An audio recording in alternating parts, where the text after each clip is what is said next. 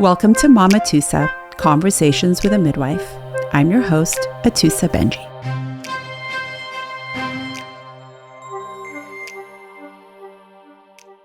A quick note before today's episode. This show talks about birth, life, death, and all the complexities in between. My goal is always to share stories that leave you feeling empowered, but please know that some topics may be challenging or deeply moving. Also, while I'm an experienced midwife, I'm not your midwife, and the information on this podcast is not intended to be medical advice. Please consult your healthcare provider when considering what is best for you as an individual. Now, without further ado, I hope you enjoy the show. Welcome to the Mamatoosa podcast. I'm so honored to have you on. You have been on my list of guests for a very long time, and I'm glad this finally came to be. My guest today is Nina Phelan, and Nina is one of the most experienced doulas in the city, someone who I've had the privilege of working next to. She's also a hypnotherapist, a hypnobirthing instructor, a Reiki master, a yoga master. I can't wait to get into this interview because there's so many things I want to talk to you about. But tell me how you got started. Thanks, Atusa. So great to be here. So my journey into birthwork was not linear. I moved to Los Angeles to be an actress. And, you know, when I look back and I follow the thread, of course, this is where I am. But at the time, it was like I was just doing what I was doing to fill in the spaces. So I became a yoga teacher. And the year I became a yoga teacher, they offered a training for prenatal yoga. And that just opened my eyes into this, like, what is this? It was my first introduction to midwives and natural birth. And I was not a mother or married or anything at that time, but it was just something that just every cell in my body was just saying, yes, I want more. I want more. I want more. And so I began teaching prenatal yoga, and lots of students were coming to my classes asking me to be their doula. And it was, you know, but like I was saying before, like before we started taping, that as a yoga teacher, and when you're teaching a lot, you see these women more than their midwives or doctors or even doulas. And so you do create a relationship. You get inherent continuity of care. Yeah. It's just inherent in their yoga practice, right? Totally. Which we know gives us better outcomes. And that's why I invite all women to take some type of yoga or just some kind of like group community exercise movement class, because not only are you meeting other pregnant women, but, you know, with a facilitator, they're helping guide you to open your body to prepare for birth. Isn't it amazing how birth finds us?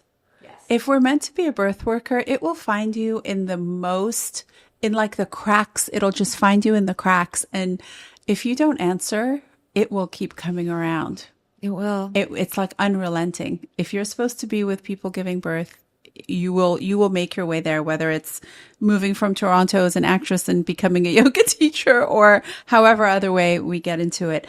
So then you took a formal doula training? I did. I took many formal doula trainings because I wanted to make sure that I had the information and the wisdom, like the book smart stuff. Yeah. But also that I was ready spiritually, holistically, that I had done inner work. Yeah. Because I didn't want to bring any fears or ideologies into the birth room. I was really lucky because when I did first become a doula, I did have a mentor.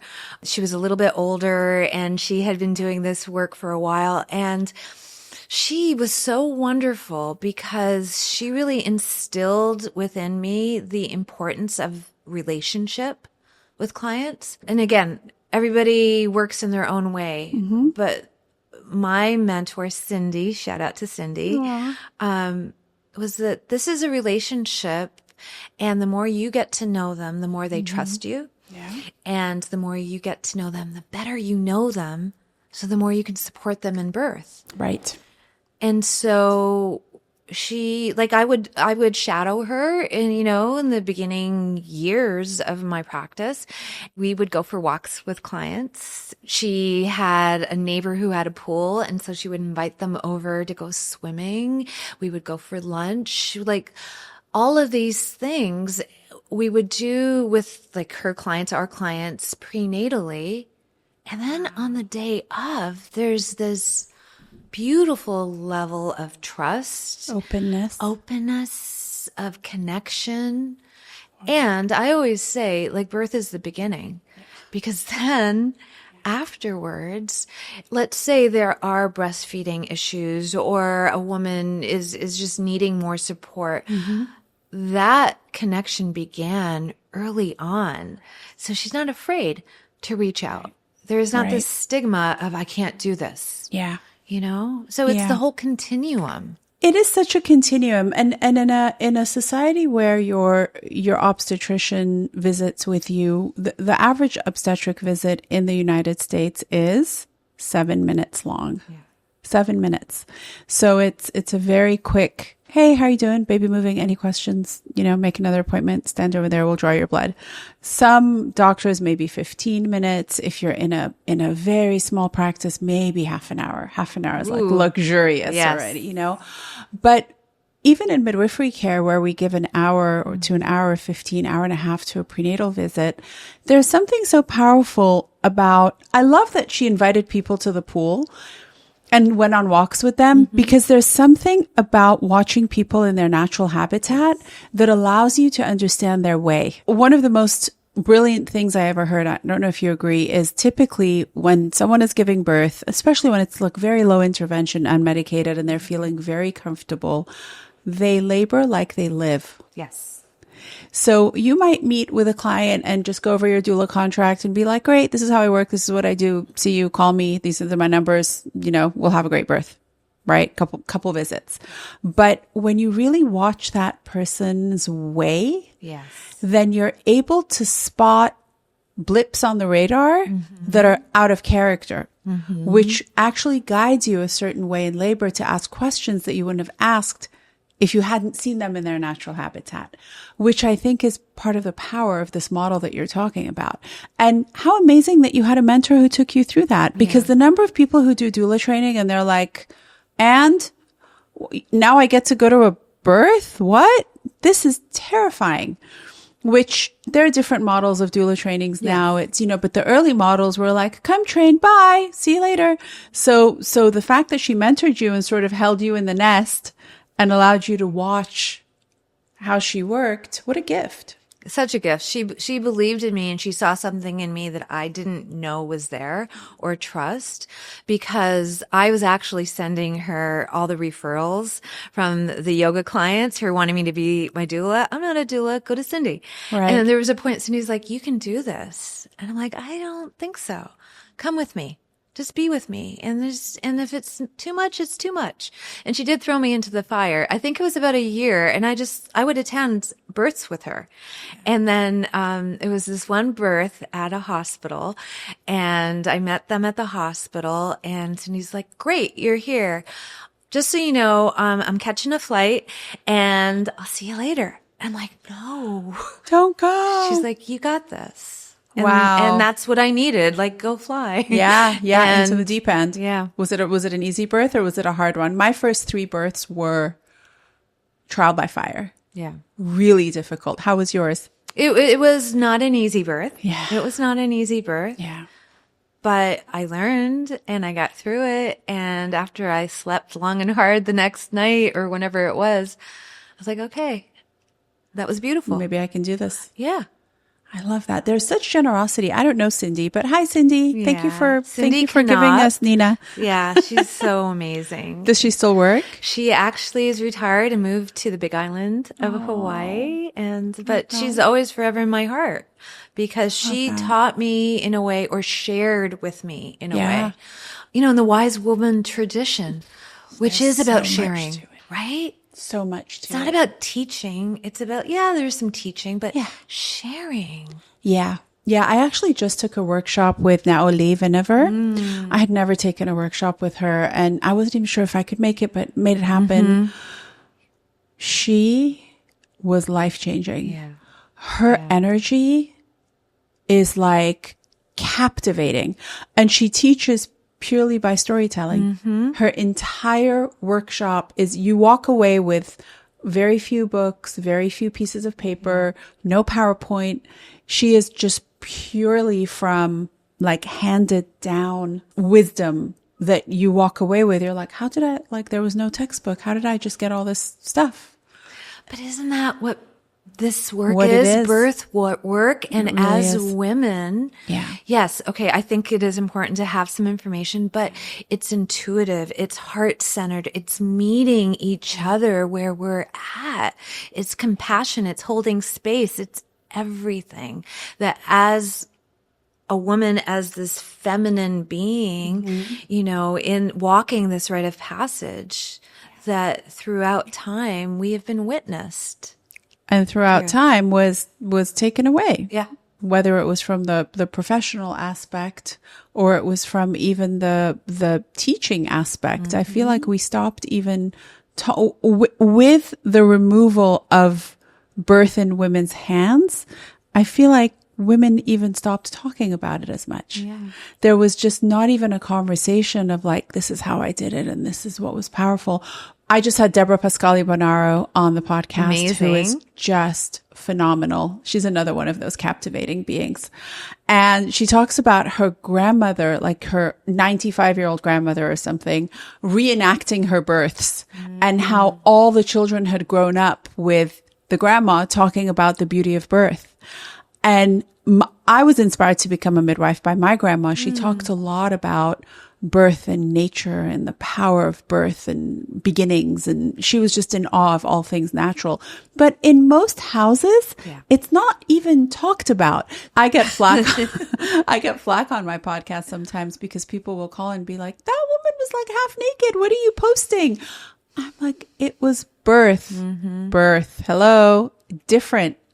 It's not in the same vibration of porn or sexuality in that way. Yes, birth can be sexual, but when you look at the image of a person who's just had their baby and their baby is on their chest in its glory, I don't know. I get offended. I don't go to that place of like, oh, naked.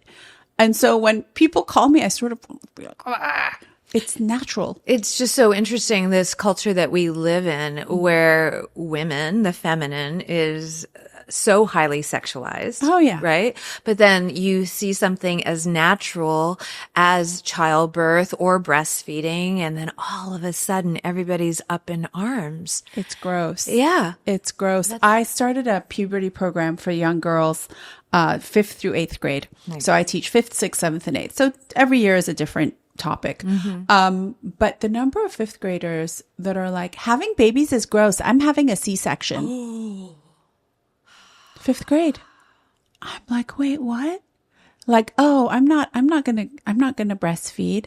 Like, my mommy just gave us bottles. We're gonna do bottles, you know, which is fine. If you want to do bottles, that's totally fine. But the culture of like we're talking about, losing that, the storytelling of the power of femininity and giving birth is lost in a lot of ways. So we kind of get to bring it back and be in that world.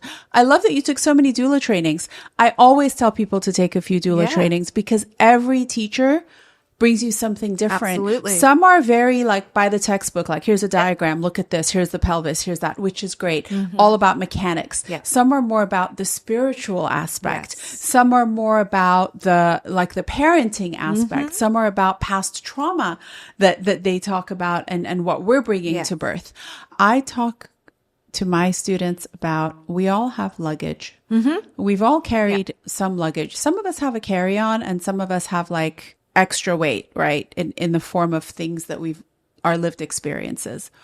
And I teach my students a prayer that is almost like a meditation before you enter the birth room, which says, you know, dear God, for me, it's I say, dear God, but higher power, whatever your thing is, allow me to put down my baggage, allow me to be weightless as I come into this birth room, so that I'm not like seeping my own trauma and my own story and my own true stories and the stories I've told myself that are sometimes not even true into this person's experience. And I think the art of really having done the work so that you know where your biases are, you know where your triggers are, actually, I think allows us to be better birth workers, because some clients are not for everybody. Yeah. Some doctors are not for everybody. Some hospitals are not the right birth space. How has that evolved for you? Wow. So I've been a doula for 13 years. And in the very beginning, obviously, I was getting all the experience going everywhere, all the hospitals, meeting all the doctors, primarily doctors in the very beginning, because that's where most people do give birth. And then I think it was one of my first home births or birth center birth. I don't remember exactly when it was, but I had a few home births in a row and then a few birth centers in a row. And I remembered, for my yoga training, that midwifery model. And I was like, oh, I planted a seed. This is so different. Yeah. Right? Yeah. And these midwives are calm, grounded, meeting the women where they are, holding that space, witnessing them. It's okay if you're crying and you're afraid. You've got this. I could cry. Because what I've seen, and this is, again, a generalization, but the medical model is about fixing, right? The midwifery model is about, I'm here, I witness you, and there is no fixing unless there is fixing. Right. And what a different type of psychology that puts in a woman's mind. And one is very fear-based. And I remember going to all the hospital births and all the bells and the whistles and the beeps and the nurses coming in and turning and all so much fear and cortisol and adrenaline. Yeah. And then at home birth or a birth center, it's just different vibe. Different vibe. So how did your practice change? Yeah, well, in 2020 with COVID. Yeah. That was fun. That was a lot of fun. Yeah. And in the very beginning, if you remember, women were not allowed to bring anybody correct into the hospital. Yeah. Good times. Really bright lights of time for our obstetrical system, for sure. And I was outraged. And I felt like my hands were tied. I'd be on the phone with my clients who were having hospital births, trying to do a FaceTime or Zoom. And it was horrible. Yep. And I felt like this was a human rights issue because as a birthing woman, nobody is doing it for you, and it is about support and being witnessed and being held and all of the things. And she was in this small room where everybody was afraid. Do you have COVID? Don't you have COVID? We have to test. There was so much fear. Yeah. So I made the choice in 2020. I'm not attending hospital births anymore. You were done with the system. I was done with the system. I couldn't fight it. I can inform people. So I'm a teacher. I teach hypnobirthing and childbirth classes.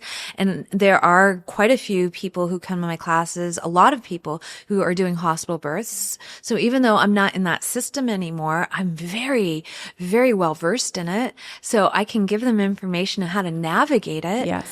However, as a doula, I have made the conscious choice to only attend home births. For your own central nervous system safety. Exactly. Essentially. Because I don't like to see people disrespected in the birth room, on the street. I have this sense of justice. And it was really hard for me to bite my tongue or to quietly, try and advocate for my clients without getting friggin' outraged. And so, my nervous system was shot. And I was like, I can't do this anymore. But I love birth. And it really made me sad. And then I'm like, okay, let's just think of a different way. Yeah. So you're mostly in the community birth setting. Yeah. Birth centers and home births. Home births, yeah. Mostly working with midwives. Yeah. I can understand that. I respect that. I feel like so when I went to my first birth and right around that 2002, 3, 4 time, the culture of hospital nursing was changing. it was going from a much more, you have to do it this way model to hospitals it seemed to me, started hiring younger nurses, more diverse nurses, and nurses that had clearly taken classes and training on how to treat people, how to talk to people, how to touch people, how to ask permission, you know? So I saw that shift. With that shift came the nurses who, like any other human, you can't just, you know, you can't bundle all nurses or all doctors or all midwives or all birthing people together, right? Yeah. But there came the people who were truly from the heart that were like, I'm your nurse, my name is so-and-so, or I'm your midwife, or I'm your doctor. And there was just this true care of autonomy and respect and space holding. Yeah. And then there was people who were taught how to do it, but it almost came across as that, you know, that people who work in hospitality, who there's just a little bit of that fakeness because they have to put it on. But on the inside, that's really not what they're vibing with. And then you can feel it. So it's a little more insulting. Yes. So I started to see this difference between, okay, I see you're using the words, but the intention behind your words is coming way more from like an HR perspective or a cover your ass perspective, that it's actually coming from hearing what this person is saying. Yeah. And I think sometimes in hospitals, typically not the local hospitals that I work at, but when I go like further out to hospitals I've never been to and the cultures are a little different. Every hospital has its own culture. Absolutely. It's like walking into a different continent. Yes. Every hospital has its own nuances. So there are hospitals that I'm very comfortable at, know the staff. It's lovely. I walk in, I walk out. My cortisol levels are low. And once in a while I end up at a hospital where I'm like, where am I? It's like 1954 up in here. Like what is happening? Right. And you only have to go about an hour away from LA to get to some of those. And it's just a completely different place. And I come in the car, I'm like banging my head against the steering wheel, like, what just happened? Yeah. And those births, to your point, can take 2 weeks to heal from. Yeah. Where it's like, I just cannot shake the fatigue of watching all of that go down from my body. And I think about the people who work in that environment day after day after day. And that, what is it? The toxic stress and the allostatic load that comes from working in that system. Yes. I can completely honor why you wouldn't work in a hospital, you know? On the other hand, I can honor doulas who are mostly in the hospital system, and they go to the home birth system or the community system. They're like, what the actual hell is going on here?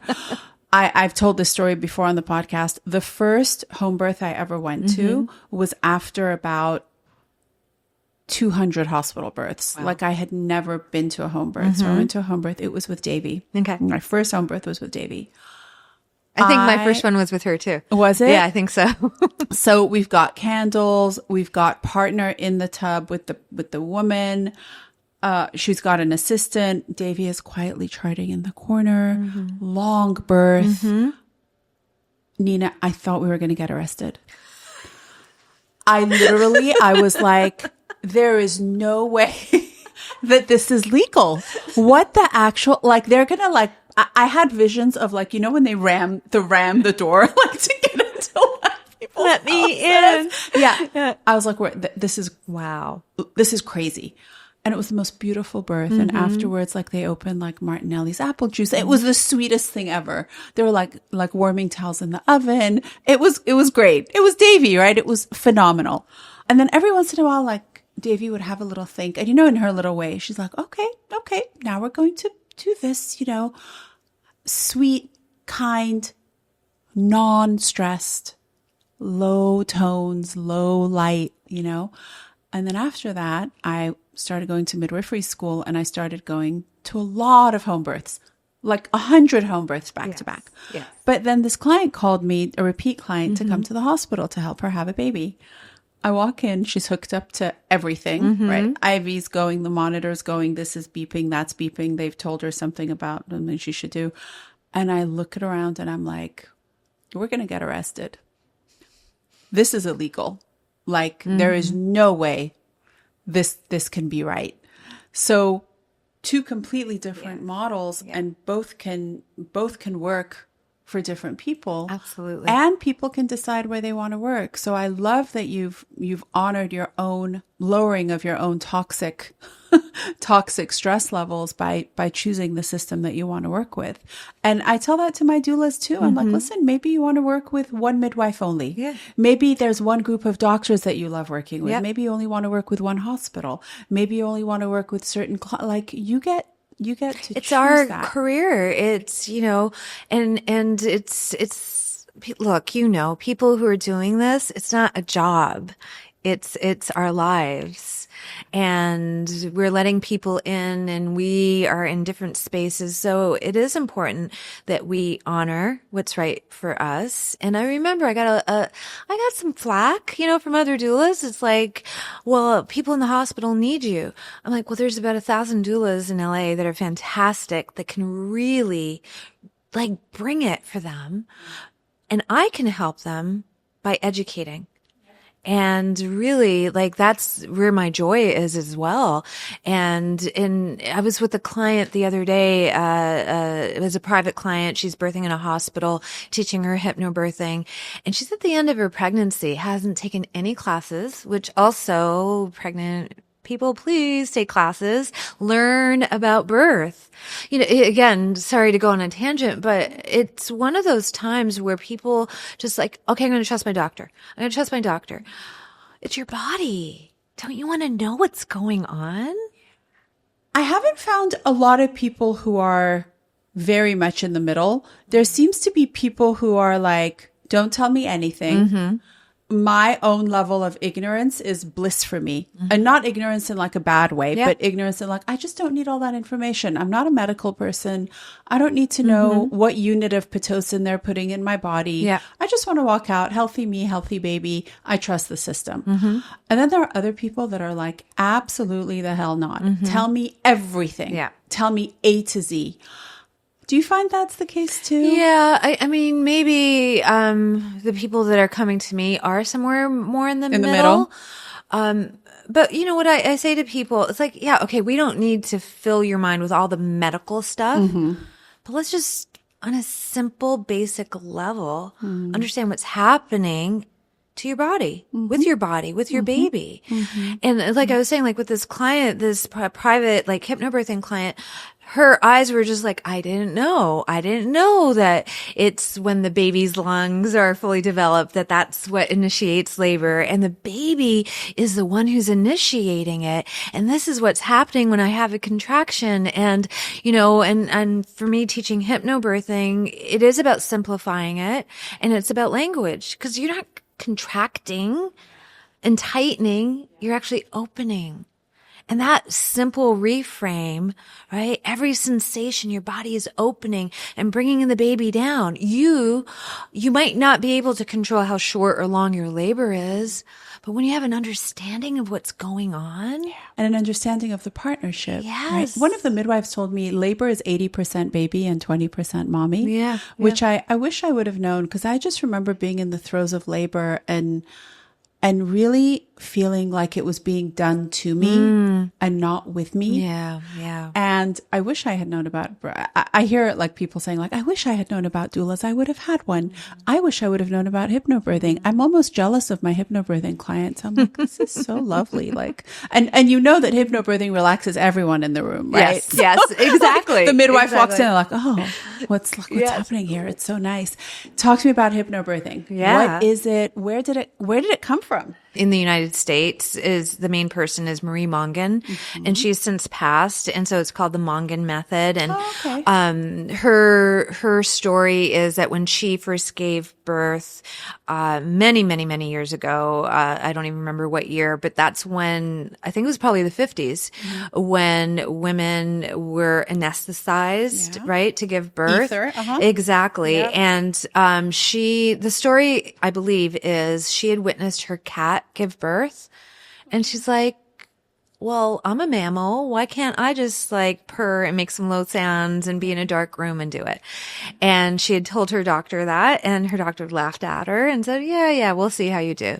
And apparently she labored at home as long as she could. And then she went to the hospital and said, the baby is coming. And they were like, yeah, you wish. Sure. And when they finally did check her, she was crowning, but the baby was right there, but they still put her under. And I think she had 2 births, similar stories. The 3rd birth, she was like, no, I'm doing it my way. And she did. From then, she trained as a hypnotherapist and developed the system. But also, in Europe and other countries, they have developed a system of hypnobirthing that was way popular before we hopped on the bandwagon. But what I share with people, like the way I teach it, because I've been doing this for a long time, I want to make it simple. Most people don't even meditate. It's not like this is for everybody. So it's accessible because you have a body, I have a body, you're growing a baby. Let's just tune into that. Love. So what my elevator pitch is that hypnobirthing, the way I teach it, is a set of simple and practical techniques that help a woman's mind relax so her body can do what it's designed to do.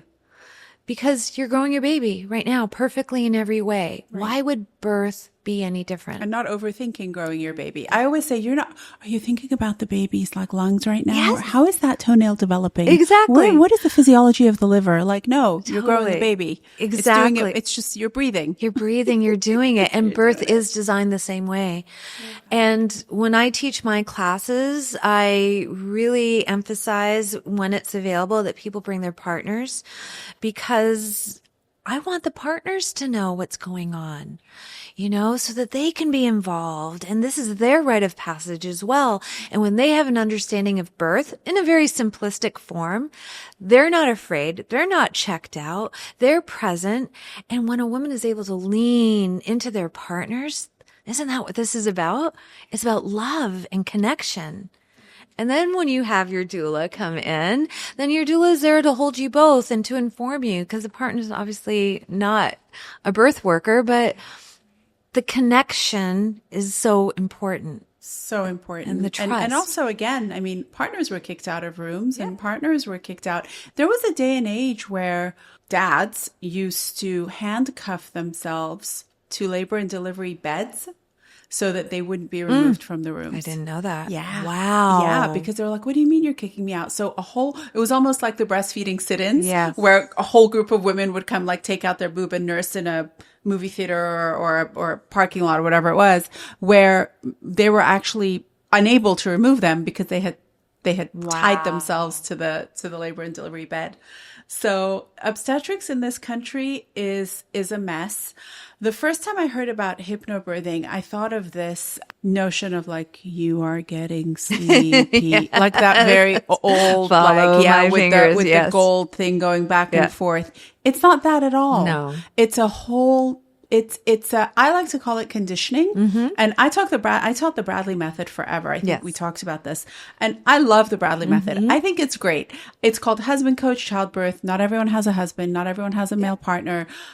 But the basics that Bradley uses were actually taken from midwives. So he watched what midwives did and then brought it back into the hospital, which his fellow doctors hated him because this was like the 50s and 60s where it was like, your doctor says you do. That's period. So he was like, no, like, let them eat, let them drink. Why are we telling them NPO? Like, it makes no sense.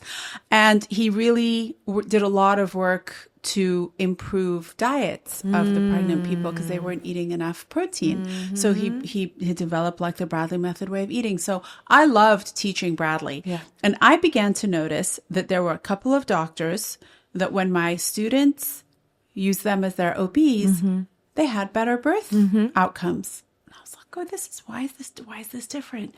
And then once I had a group, I think I had 12 couples, so 24 people, 100% had unmedicated vaginal birth. Amazing. I was like, wait, what is happening here? Every single one was in midwifery care. Not only out of hospital, but in hospital, but midwifery care. That was like the magic sauce that that made it happen. Yeah. So while I taught the Bradley method, I always told my students to listen to hypnobirthing CDs to do the conditioning, because he talks about the conditioning. He talks about the relaxation, the progressive relaxation. Yeah. But I needed to give them something that was accessible, easy. They could turn it on and practice, because we're mammals. Yeah. So once you hear the words in a certain way, and you hear, who's that woman who talks on the track? Yes. The one that I hear all the time. That's probably like, there's different versions of it, the rainbow relaxation. That one. And now you're going to sleep and feel the colors moving through your body. Yes. I love her. Yeah. I listen to it and I go into that, Pavlovian dog salivation sort of thing. Totally. What is the difference between hypnobirthing and hypnobabies? So very similar concepts, right? It is about relaxing the mind to trust the body. I also trained in hypnobabies many, many years ago. Hypnobirthing just seemed more accessible to me. And I think also with my background, before I became a hypnotherapist, as a mindfulness coach and a yoga teacher, I've kind of morphed it into my own techniques. But the basics that I can just share with you is that I feel that hypnobirthing is more accessible. Hypnobabies are listening to the long tracks over and over and over again and really training your mind. And at this stage of labor, you're listening to this track. This stage of labor, you're listening to this track. But as a doula, that didn't seem practical or logical, because yes, okay, we have early labor, active labor, and then we're pushing all the things, but everybody's going to experience their own version of that. Of that phase. Exactly. Yeah. And so I was able to make the techniques more accessible and customized to each individual, because this is not like one size fits all. Yeah. So even if I have a class of 10 people, 20 people, whatever it is, I always say, okay, here's the bones. You guys go home and practice these techniques so that it's unique to you. It doesn't have to be done exactly this way.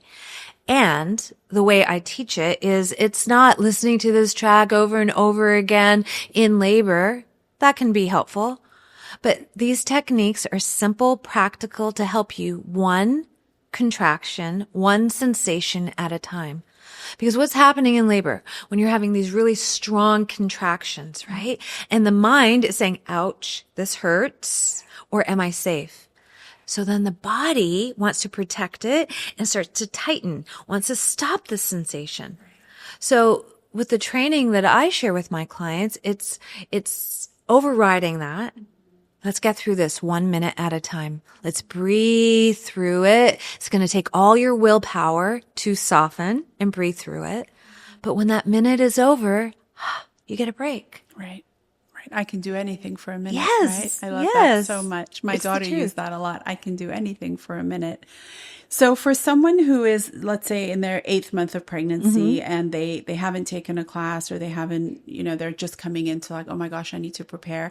Is that enough time? Like, how much time do you need to learn and then practice in order to have a successful hypnobirthing experience? So I tell people, obviously, like, you know yourself better than anybody. If you're somebody who really likes to prepare and are very type A, maybe you take it early on.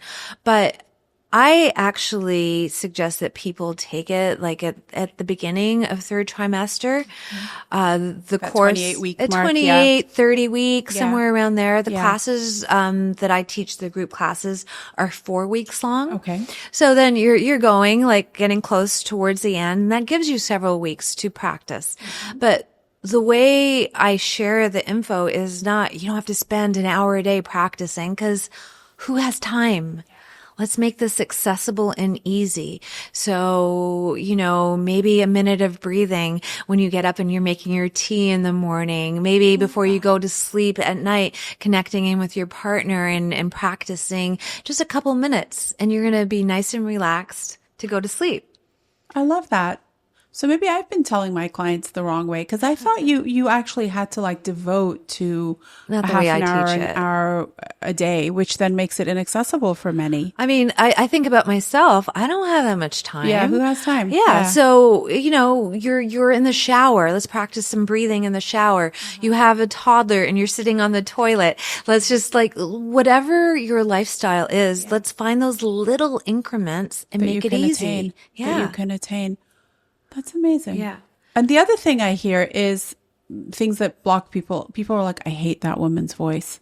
Yeah. How can you do it without the woman's voice? Is by just taking the concept and doing it yourself, right? Yeah. So you don't have to listen to those tracks Not at over all. and over and over I always again. tell people it's not one size fits all. So if you like this track, great. If you don't like it, okay, here's a script that you can like record yourself or have your partner do it. I have recordings of my voice that I share with clients. But again, go on Spotify. There's tons of hypnobirthing tracks. Go on YouTube, find, investigate, be curious with what resonates with you.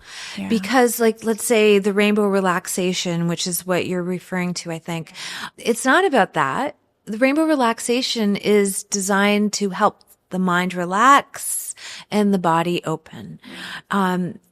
Maybe it's sound bowls. Maybe it's listening to frequencies. Maybe it's shamanic drumming. Maybe it's sound I don't know. bowls or whatever it is that you use. I also find that my clients who have a history of big T trauma and abuse or sexual abuse or violence, they actually don't like anyone telling them to relax. They don't like anyone telling them what to do with their bodies. So I love that hypnobirthing can be practiced without having to do it a certain way by someone telling you what color to imagine and what to think about when you're going through the wave. And what if you don't want to call it a wave? And, cause not everything works and I've actually put on tracks for people because I had 12 weeks of Bradley classes, right? Our classes are 12 weeks long. Otherwise, they would kick you out as an instructor, which I think gave better outcomes and people bonded and it was great. You found like-minded people in a very special setting, right? Yes. But what I found was that sometimes I would put it on and people would have like a visceral, like, turn that off. I cannot breathe. Yes. And you're kind of like rocking my world right now by saying that it doesn't have to be that way, that you can actually take the concept and apply it a different way. Because you're different than me and every single person is unique to themselves and we all carry our own history of our life and who we are and what we resonate with. So why would it be one size fits all? No. I'm giving people the bones. Yeah. And then you make it work for you. However you want to dress it. Yeah, exactly. So what happens in 4 weeks? What happens in an average class? What if I refer someone to you and I'll say, take Nina's 4-week class. Yeah. What am I telling them to do? Yeah. So I can go week by week if you want. So I tell people it's a full childbirth education class with an emphasis on relaxation, comfort, and connection with themselves, their baby, and their partner. Okay, so week 1 is laying the foundation, the mind-body connection. So we're looking at where your thinking is with concepts about birth, with no judgment. So when you hear the word contraction, what do you think of? What do you think of the idea of pain in birth? And so we're going to unravel some of these concepts because I'll be honest with you, a lot of people don't realize that the average contraction is 1 minute. Right? Most people think of contraction as pain and tightening and it's going to hurt. So if the mind and the body are connected, how am I supposed to surrender and soften into that sensation if I'm thinking of pain? Right. Because our minds are designed to protect us. Right. Of tightening. Yeah. Exactly. So let's reframe that. Right. Right. It's 1 minute. Yeah. You can do anything for a minute. Yeah. Thinking of the idea of pain, when I'm tense and tight, I'm going to feel more pain. Right. In birth, and this is the other thing about the way I teach. Yeah. I'm not going to sugarcoat it. Yeah. I'm not going to be one of those teachers say, oh, you're going to be in a trance and you will have an orgasmic birth. Yeah. No, this is hard. Yeah. This is if you do, it's extra credit. But exactly. If you do bonus, yay. But also, like, I am spiritual and holistic, but also very practical. Yeah. So, you're going to feel. Yeah. But it's not more than you because it's you. So the deeper you breathe, the softer your body is, the less you resist, the easier it will be. Yeah. So that's the first week. It's looking at these concepts. We're introducing like the mind-body connection. And how long is the first class? All the classes are 3 hours. 3 hours. 3 Okay, hours, yeah. got you. Perfect. Second class, we're introducing techniques, ways to help a woman soften one contraction at a time. So it's about breathing. It's about different cues that a partner can do. So that full class is techniques. Third class is stages of labor, holistic stages of labor. Oh. So understanding what's happening, you know, I've been peppering in the first 2 weeks, a little bit of anatomy and physiology. And this is the way, you know, what's happening with the contraction so the mind can understand.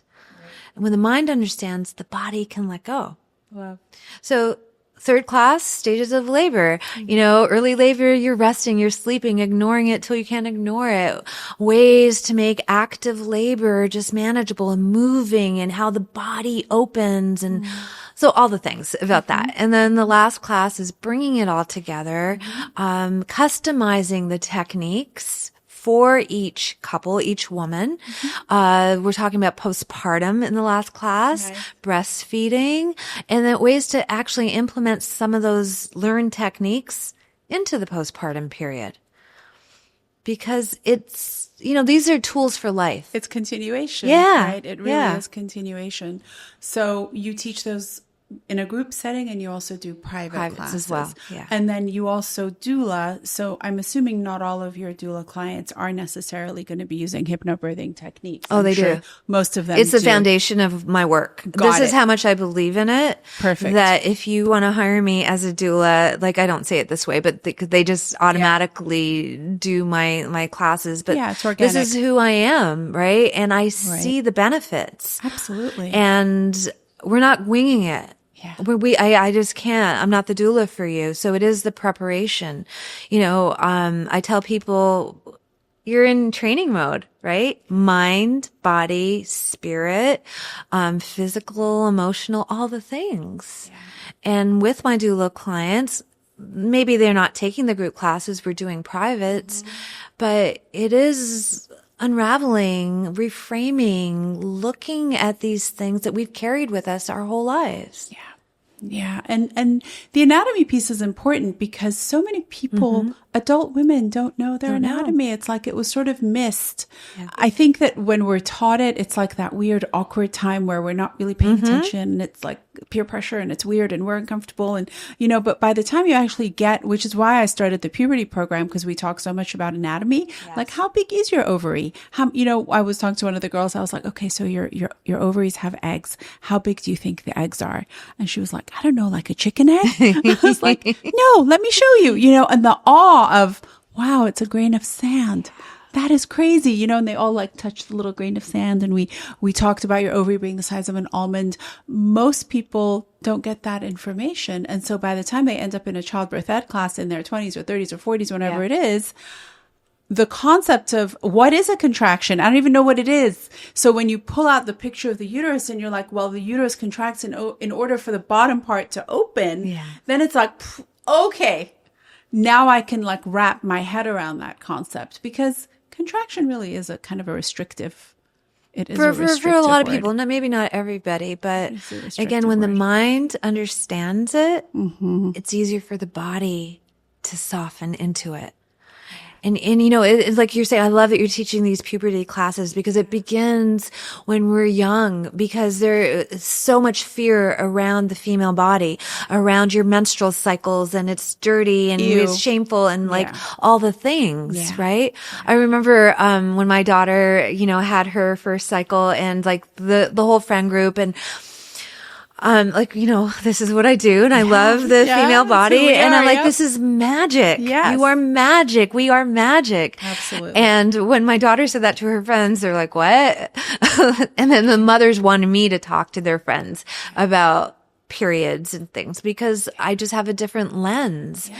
And I can talk about physiology, but it's not from a fear-based place. It's like as women. We should co-teach a puberty I would love class. to. How fun would that be? I Yeah. still have girls like who are now like 18, 19, 20 will come up to me and be like, you taught my puberty class. That's and amazing. Like you like helped me change my whole, view of like my period and my femininity. And, it's, and then the moms call. They're like, can we have a class? Because there's a whole generation of moms that didn't get that either. Yes. So it's I kind of become like the crazy hippie, like sex ed teacher, but I love it. Oh, well. I love it. Oh, well, that's who we are. But getting them there, Mamatoosa, right? Like teaching them not to be afraid of their body allows girls to grow into women who are not afraid of their bodies, to give birth, to have autonomy, to ask questions, to be informed, to like have this little baby and knowing and trusting about breastfeeding, all the things. For me, the angle that I go for the autonomy piece, because I have two pieces of the training of the young girls that's very important. One is the autonomy piece, and one feeds into as I teach you about the miracle of your body, then the next thing that comes is the honoring of the miracle, which is the honoring of you in your entirety, which deserves respect, which then autonomy comes in. And then we talk about, if someone's touching you or talking to you in a certain way and it doesn't feel right, you're right. If it doesn't feel right, you are right. Yes. So tell somebody. We talk about if the first person doesn't, listen to you, tell somebody else. Because a lot of times a girl will say something and they'll be like, so find someone else who will listen. But it comes from that foundation of like, I'm miraculous. Like I am a sparkly unicorn. Look what I can do.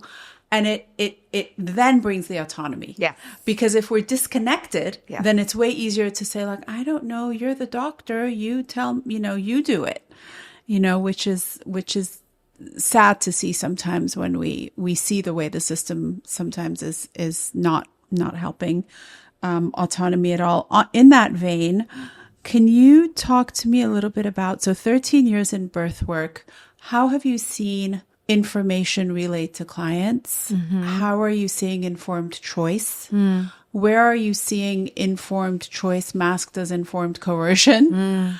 And how are you mitigating that in your practice? Yeah. It's a big one. It right? is a big one. We have another hour. No. Yeah, we could just, we'll just go out of another time. podcast because that's what this is about. I mean, I think that over time, finding my trust in this work, finding my confidence, finding my voice. Like, we were discussing earlier, like when you're a baby doula, like this is like all new. And when the doctor comes in or somebody comes in, it's like, okay, whatever. Like even as a baby doula, I was like that, right? And I was always watching and learning, but I didn't necessarily speak up or know how to speak up.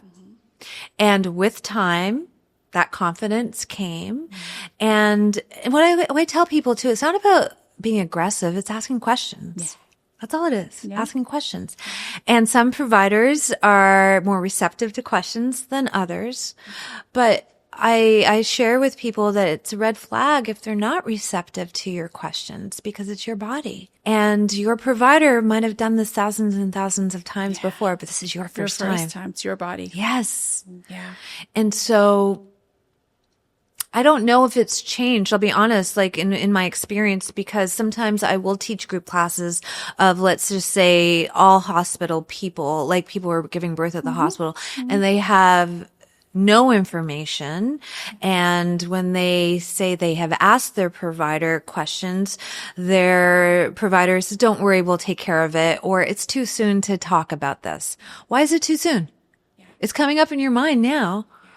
So with everybody who comes into my sphere, whether it's my doula clients, my hypnobirthing clients, that's how I'm getting, like, reaching a greater, like, majority of people, is to question authority and to honor yourself, like that voice inside of you. Why do I need to have this? Why are we doing this? What's this test for? Is it necessary?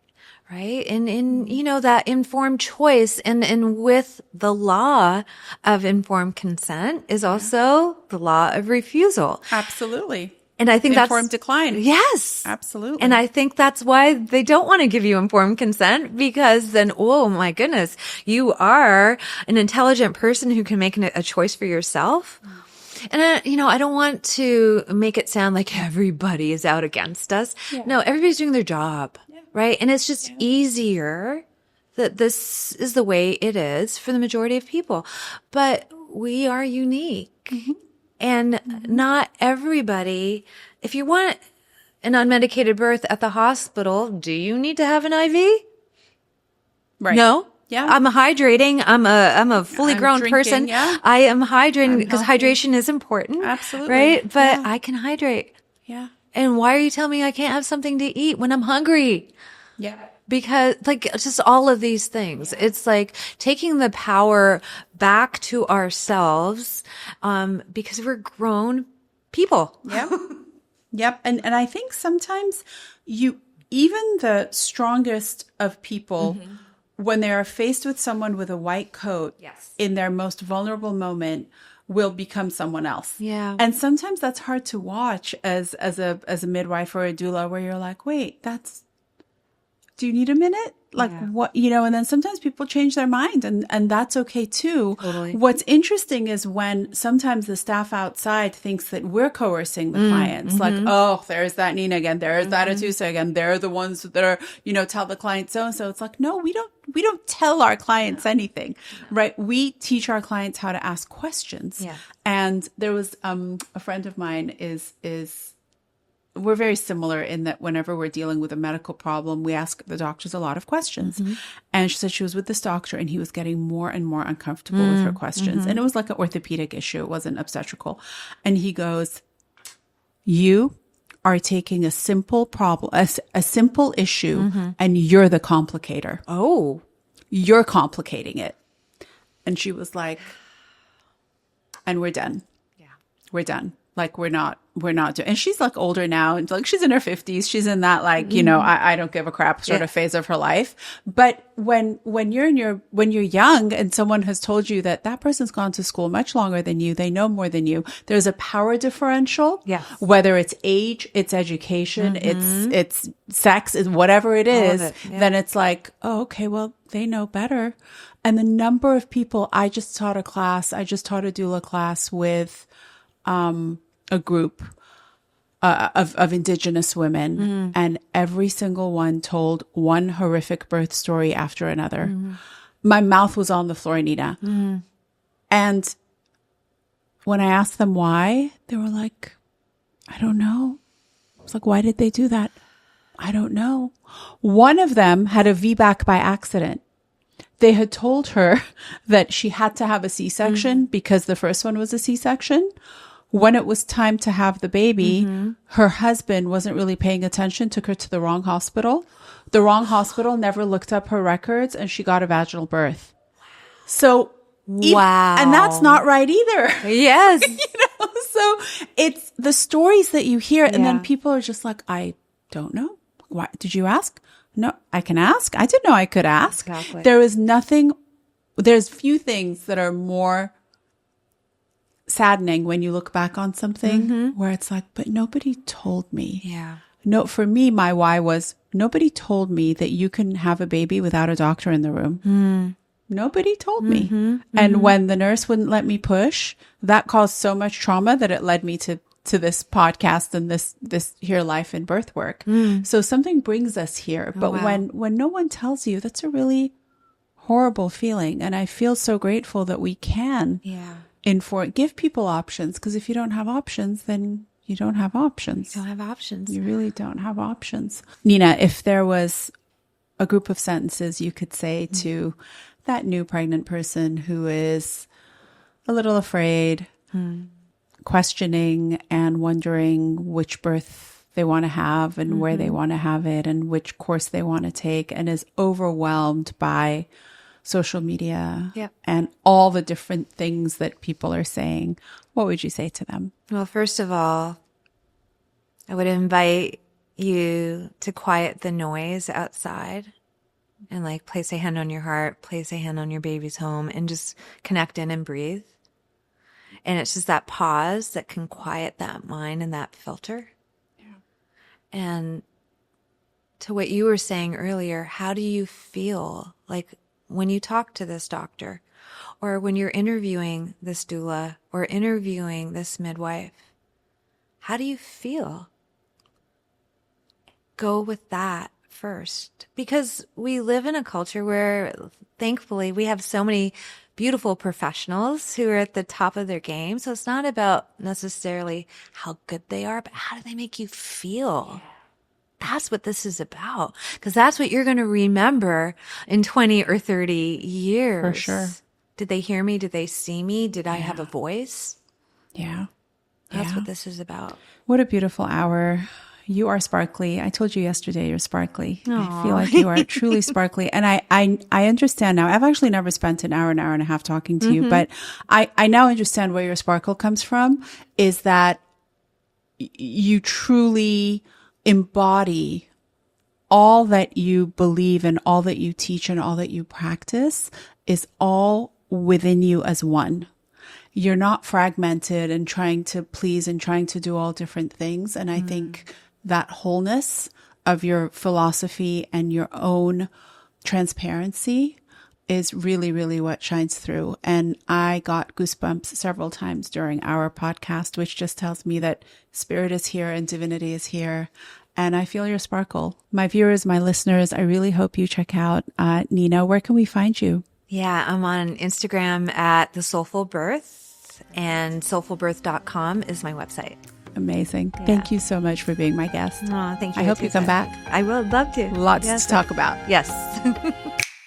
Mamatoosa is hosted by me, Atusa Benji, and produced and edited by Josh Stretton Carlson. Our theme music is composed by Mehri Lalazarian. If you'd like to support the show, please follow and review us on Spotify and Apple, or subscribe and like us on YouTube. This show is for informational purposes only and is not intended to be medical advice. Always consult with your healthcare provider when making medical decisions. See you next Tuesday.